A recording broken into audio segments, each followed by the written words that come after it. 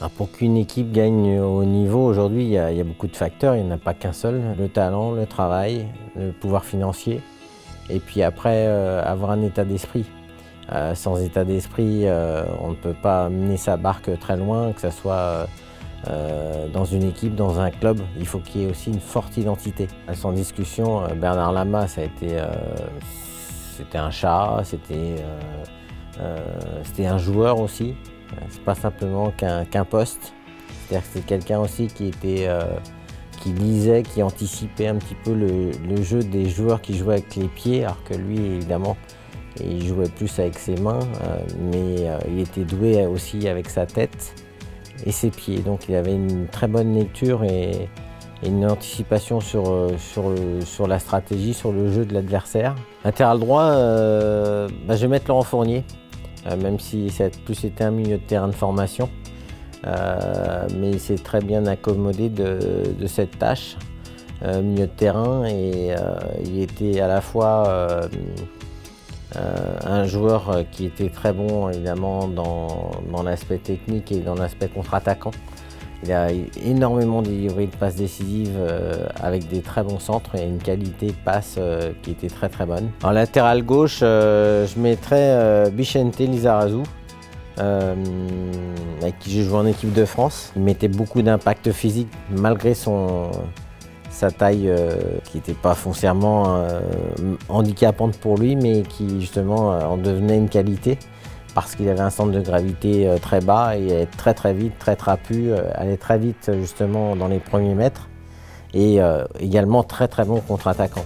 Alors défense centrale, je mettrais Julio César, c'est un international brésilien avec qui j'ai joué dans 2 clubs différents. Je l'ai côtoyé à Brest parce qu'il a été recruté après la Coupe du Monde 86 où il avait joué avec le Brésil, il avait été éliminé par l'équipe de France. Mais certainement l'un des plus forts, les plus doué dans la dualité, dans l'agressivité, mais spontanée et sans exagération. Et c'est vraiment toujours un bon état d'esprit et des qualités naturelles extraordinaires de vitesse, de puissance. J'associerais à Ricardo, pareil, brésilien aussi, que lui j'ai côtoyé au Paris Saint-Germain. Lui, un joueur très malin, très intelligent dans le déplacement, qui n'avait pas foncièrement des qualités extraordinaires, je dirais. Quand on dit un très grand joueur, en général, il a une qualité principale qui est très forte.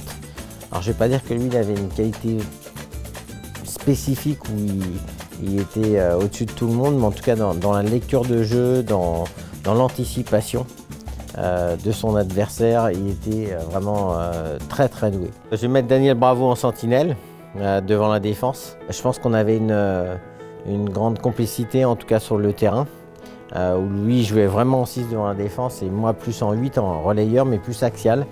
J'étais moins sur un côté à ce moment-là quand on jouait tous les deux ensemble. Donc je verrais bien Daniel en 6, moi en 8 un petit peu devant, puis après on va dire 2 joueurs peut-être excentrés sur les côtés. Donc je mettrais Valdo et Rai. Alors Valdo parce que moi c'est un joueur qui m'a énormément apporté quand je suis arrivé au Paris Saint-Germain, de par sa virtuosité et son jeu de corps.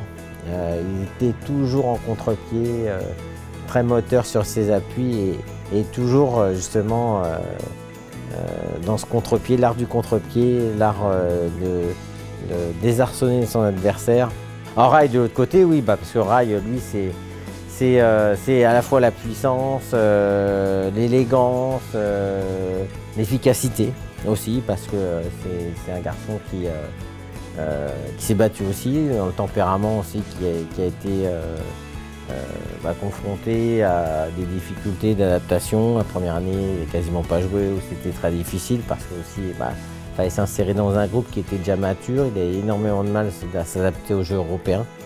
On va dire qu'il a mis 1 an et puis après il a explosé. Mais sur le terrain, en tout cas aussi un guerrier, un compétiteur hors norme, pareil, et avec lequel on savait où on allait. David Ginola et Georges Weah.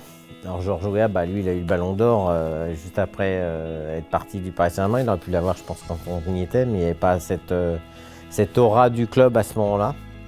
Mais bon, il a fait des saisons tout à fait exceptionnelles avec des buts incroyables.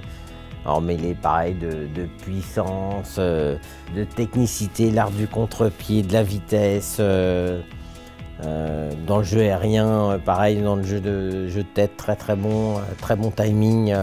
Il savait aussi s'appuyer sur l'adversaire, un joueur malin.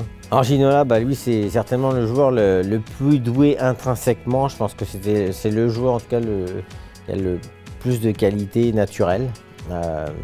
C'est le seul joueur, moi j'ai vu où Bernard Lama prenait le ballon à la main, il faisait une relance de 40 mètres, il ouvrait les bras, il n'y a personne qui passait et il faisait contrôle de poitrine, le ballon restait là et puis voilà. Il n'y a aucun joueur j'ai jamais vu ça.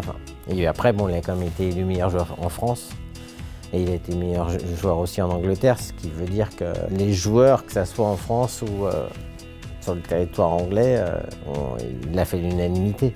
David, c'était un phénomène, c'est exceptionnel, c'est un joueur exceptionnel.